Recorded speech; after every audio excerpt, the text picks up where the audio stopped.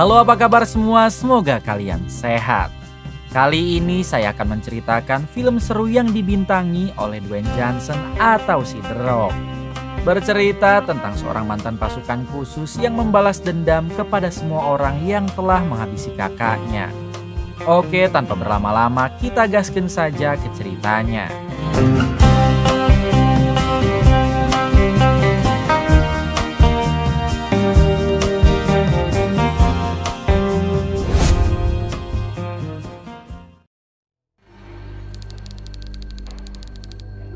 Di awal film memperlihatkan seorang tahanan bernama Driver yang sedang mundar-mandir seperti tidak tenang di dalam selnya.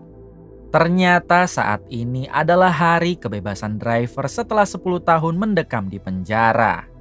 Oleh sebab itulah sedari pagi Driver sudah menunggu petugas penjara datang karena ia sudah tidak sabar ingin keluar dari penjara tersebut. Tak berselang lama, akhirnya dua petugas penjara datang dan langsung membawa Driver ke ruangan kepala sipir. Saat berjalan menuju ruang kepala sipir, terlihat semua tahanan lain yang bersorak-sorai karena mereka sangat tidak menyukai Driver.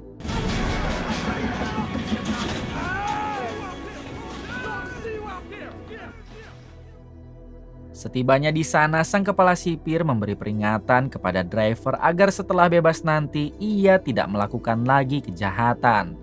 Driver pun hanya menganggukkan kepala lalu kemudian dibebaskan.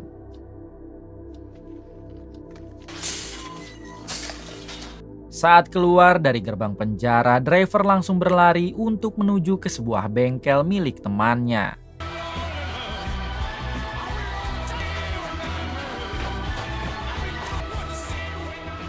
Singkat cerita, Driver sampai di bengkel yang dimaksud. Rupanya Driver menyimpan mobil di bengkel itu lalu ia pun bergegas masuk ke dalam. Ketika di dalam mobil, Driver mengecek senjatanya yang masih utuh meskipun sudah 10 tahun ia simpan di sana. Kemudian Driver melihat sebuah foto kenangan dirinya bersama dengan mendiang sang kakak. Sampai di sini kita belum diberitahu siapa Driver sebenarnya dan apa tujuannya sekarang. Setelah itu Driver menjalankan mobil untuk menuju suatu tempat.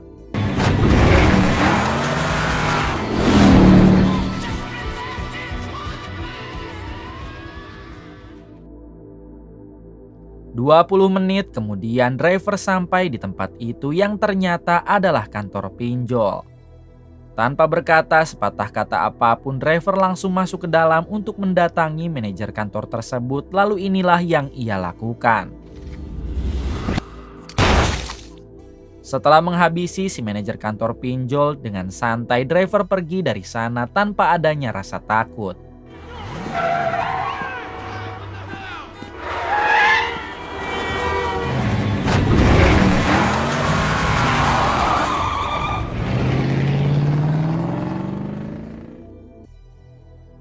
Selang beberapa saat terlihat para polisi dan detektif yang mulai berdatangan untuk mengolah TKP atas tewasnya si manajer kantor pinjol. Kasus pembunuhan tersebut ditangani oleh seorang detektif bernama Beno. Ini orangnya. Di sini Beno sangat berambisi untuk menangkap pelaku, karena ternyata misi ini adalah misi terakhir Beno sebelum pensiun.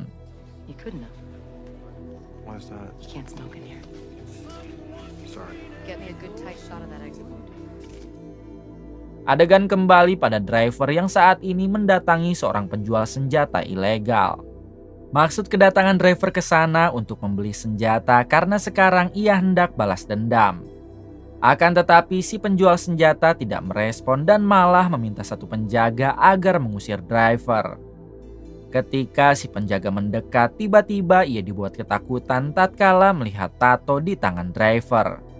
Si penjaga pun lebih memilih pergi daripada harus berurusan dengan Driver yang dijuluki sebagai hantu kematian. Lantas siapakah Driver sebenarnya, kita akan tahu nanti.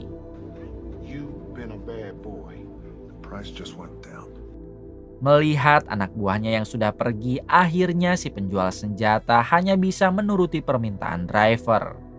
Bahkan ia rela memberikan apa yang Driver mau tanpa harus membayar asalkan dirinya tidak dihabisi.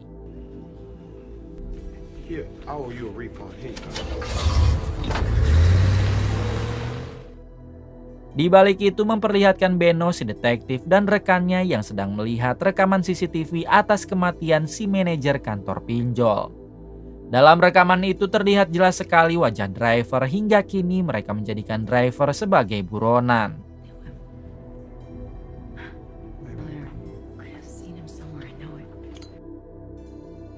Adegan berpindah kepada seorang pembunuh bayaran bernama Killer yang saat itu sedang santai bersama dengan pacarnya.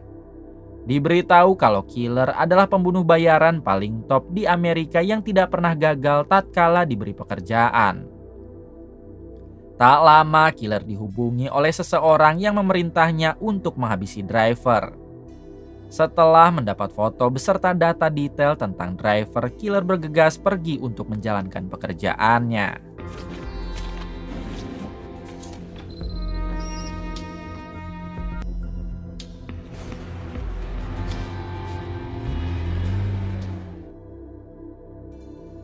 Di sisi lain, detektif wanita yang merupakan teman Beno sedang mencari tahu berkas tentang driver.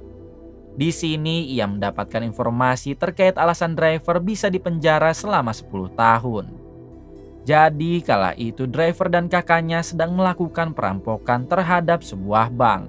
Setelah berhasil menggogol semua uang, sempat terjadi aksi kejar-kejaran antara driver dan polisi.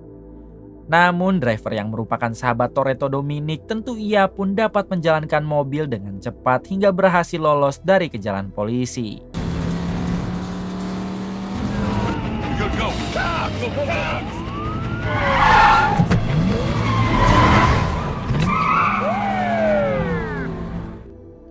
Dua hari kemudian tiba-tiba markas driver diserang oleh kelompok perampok lain. Semua teman-teman driver dihabisi dan hanya menyisakan driver beserta kakaknya saja.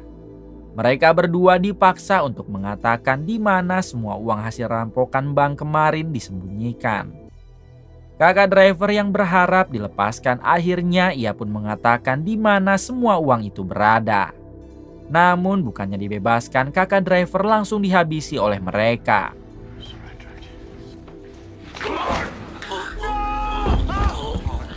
Melihat hal tersebut tentu driver menjadi murka, namun sayang ia tidak bisa melakukan hal apapun mengingat kedua tangannya sudah diikat. Driver hanya bisa mengingat wajah-wajah semua orang yang ada di sana, termasuk si manajer pinjol yang telah driver habisi. Kemudian driver ditembak dari belakang sampai membuatnya tersungkur.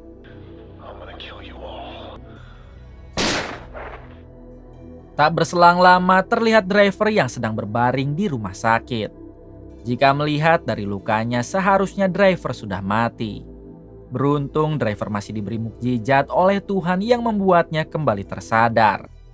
Sayangnya meskipun berhasil selamat dari maut, driver harus dipenjara selama 10 tahun untuk bertanggung jawab atas perampokan bank kemarin. Kembali ke masa kini, setelah mengetahui semua informasi tentang driver, detektif wanita teman Beno akhirnya tahu kenapa driver menghabisi manajer pinjol, yaitu untuk balas dendam. Karena dia juga terlibat dalam pembunuhan kakak driver 10 tahun yang lalu.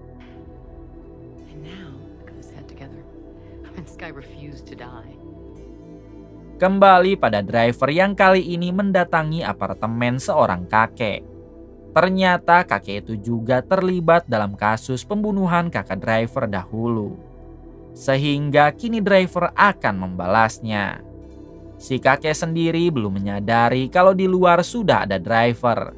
Hingga dengan santai ia pun malah asik dengan wanita, namun tiba-tiba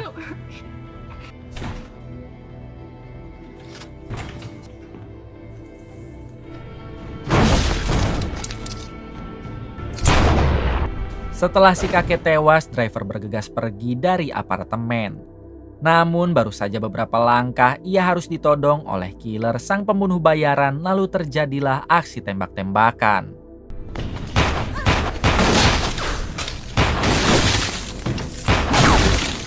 Di tengah pertempuran, driver yang merasa tidak mempunyai urusan dengan Killer, ia pun lebih memilih pergi dari sana. Sedangkan untuk Killer terlihat ia yang begitu emosi. Sebab baru pertama kali pekerjaannya harus gagal.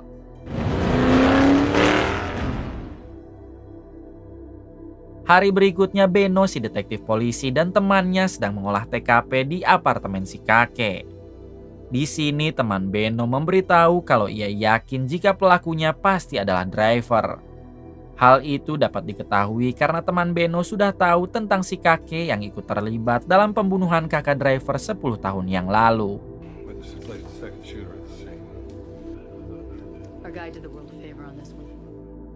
Kembali pada driver yang kini mendatangi seorang wanita mantan pacarnya. Saat masuk ke dalam, betapa terkejutnya si mantan pacar ketika melihat driver yang masih hidup. Maksud kedatangan driver ke sini yaitu untuk mengajak si mantan pacar balikan, karena driver masih mencintainya. Sayangnya si mantan pacar menolak sebab saat ini ia sudah menikah bahkan mempunyai 1 anak laki-laki. Si mantan pacar meminta maaf karena ia kira kalau driver sudah tewas, sehingga dirinya memutuskan membuka hati untuk laki-laki lain. Mendengar hal tersebut, driver hanya bisa terdiam lalu pergi dari sana.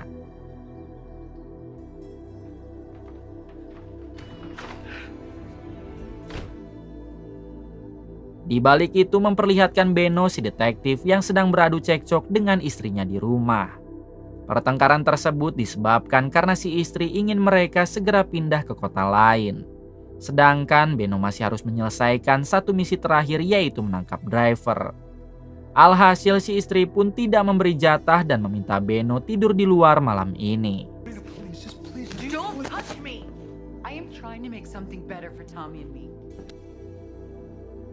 Adegan berpindah kepada driver yang saat ini sudah berada di parkiran sebuah bar.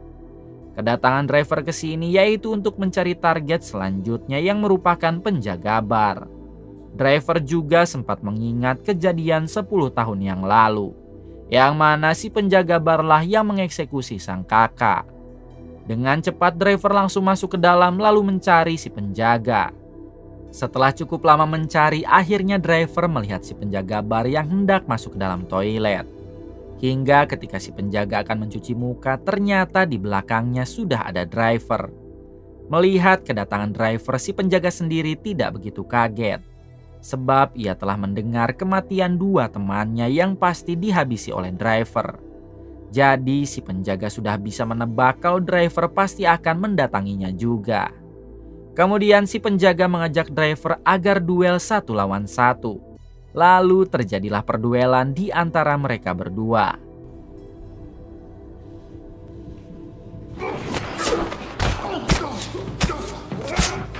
Hanya butuh waktu beberapa detik, driver dapat menikam perut si penjaga sampai membuatnya tersungkur.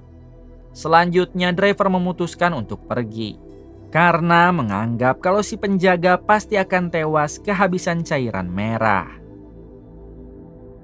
Keesokan harinya terlihat killer si pembunuh bayaran yang sedang bersiap untuk menuju rumah sakit. Tujuan killer datang ke sana yaitu untuk memburu driver. Karena menurut kliennya hari ini driver pasti datang ke rumah sakit untuk menghabisi si penjaga bar semalam. Ternyata si penjaga bar yang driver habisi semalam belum tewas dan sekarang dilarikan ke rumah sakit. Jadi sudah jelas driver akan datang ke sana untuk memastikan kalau si penjaga bar benar-benar tewas. Hal yang sama juga dilakukan oleh Beno si detektif yang mengajak temannya untuk pergi ke rumah sakit. Karena driver pasti akan menuntaskan dendamnya di sana.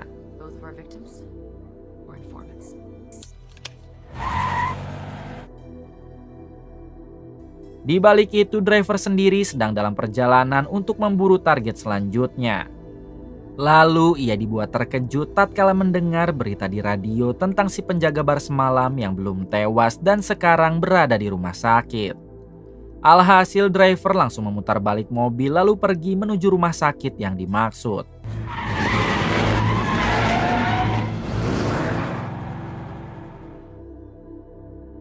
Tak berselang lama driver tiba di rumah sakit dan ia segera mencari ruang operasi.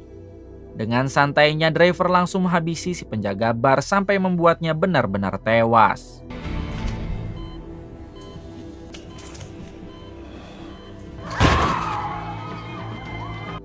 Beno si detektif yang baru tiba ia pun segera mengejar driver.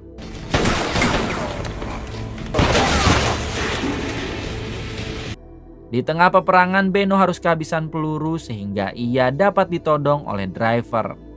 Sambil memejamkan mata, Beno hanya bisa pasrah jika hidupnya cukup sampai di sini. Namun ketika Beno membuka mata, rupanya driver sudah pergi. Ternyata driver sengaja tidak menghabisi Beno karena ia tidak mempunyai urusan dengannya. Semua orang-orang yang driver habisi adalah orang-orang yang terlibat dalam kejadian pembunuhan sang kakak 10 tahun yang lalu. Selanjutnya driver pergi dengan menggunakan mobilnya. Namun di tengah perjalanan ia harus bertemu dengan si killer pembunuh bayaran dan terjadilah aksi kejar-kejaran.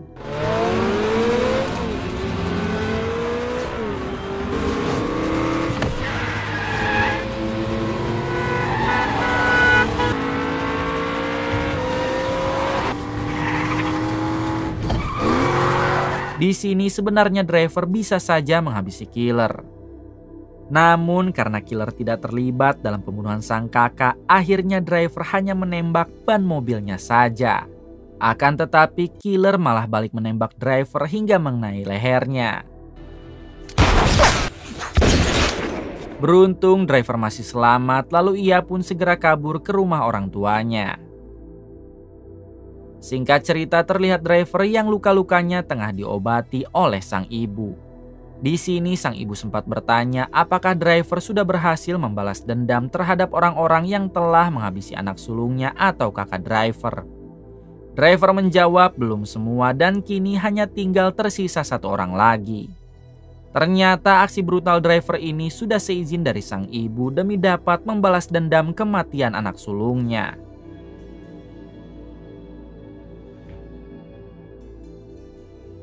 Di sisi lain memperlihatkan Beno si detektif yang baru sampai di kantornya. Di sini Beno mendapat apresiasi dari semua rekannya karena kemarin malam ia hampir menangkap driver. Kemudian Beno diberitahu oleh detektif wanita terkait target driver selanjutnya yang bernama Michael. Hal itu dapat si detektif ketahui karena ia sudah mempelajari siapa saja orang yang dulu terlibat kasus pembunuhan kakak driver. Sebetulnya target driver masih ada dua, yaitu Michael dan satu lagi orang misterius. Namun dari semua data yang si detektif pelajari, ia tidak menemukan siapakah orang misterius itu sebenarnya. Mendengar penjelasan itu, Beno pun berterima kasih dan sebentar lagi ia akan OTW pergi ke tempat Michael yang merupakan target driver selanjutnya. Di waktu yang sama, driver sudah dalam perjalanan menuju kediaman Michael. Setibanya di sana, ternyata sekarang Michael sudah tobat, bahkan ia sampai menjadi seorang pastor. Ketika melihat driver yang ada di antara para jemaatnya, sontak Michael langsung terdiam dan ia begitu ketakutan. Kemudian driver mengajak Michael keluar karena tidak etis jika harus menghabisi di tempat ibadah. Saat berjalan kaki, Michael terus saja meminta maaf kepada driver. Dan ia menyarankan agar sebaiknya driver bertobat seperti dirinya. Namun driver tidak sama sekali menggubris perkataan Michael dan tetap akan menghabisinya. Pada akhirnya Michael hanya bisa pasrah sambil berdoa kepada Tuhan. Kemudian Michael mengatakan jika dirinya sudah tewas, ia memohon kepada driver agar selalu menjaga anak beserta istri Michael. Lalu driver menodongkan senjata dan tiba-tiba ternyata driver lebih memilih untuk tidak menghabisi Michael, mengingat dia sudah tobat dan mempunyai anak istri yang harus dinafkahi.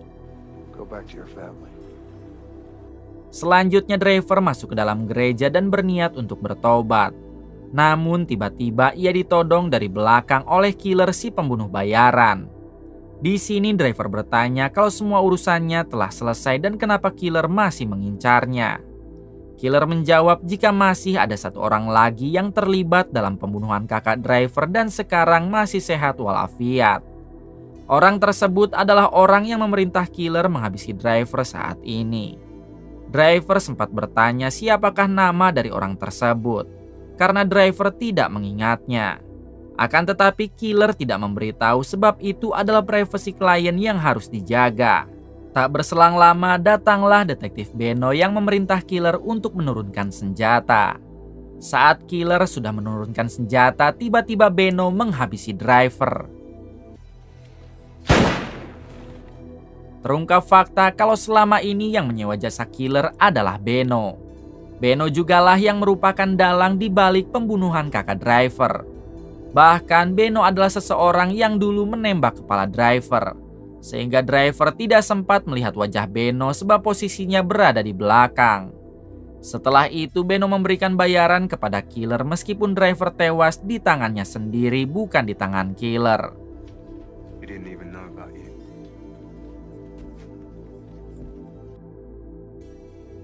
Di balik itu terlihat detektif wanita teman Beno baru tersadar kalau orang misterius yang dulu pernah terlibat dalam pembunuhan kakak driver adalah Beno, rekan kerjanya sendiri. Dengan cepat si detektif pergi ke gereja Michael karena ia tahu kalau driver dan Beno pasti sedang berkumpul di sana. Kembali pada Beno yang sedang berjalan santai sambil menghubungi atasannya. Di sini Beno memberi laporan kalau dirinya terpaksa harus menghabisi driver karena tadi dia sempat melakukan perlawanan. Sesuai dengan perjanjian, Beno mengajukan pensiun jika sudah berhasil menyelesaikan kasus ini. Namun di tengah obrolan tersebut, tiba-tiba Beno ditembak dari belakang. Ternyata yang menembak adalah driver, karena peluru yang dilesatkan Beno sebelumnya hanya mengenai logam yang ditanam di kepala driver. Kemudian driver menghabisi Beno lalu pergi dari sana.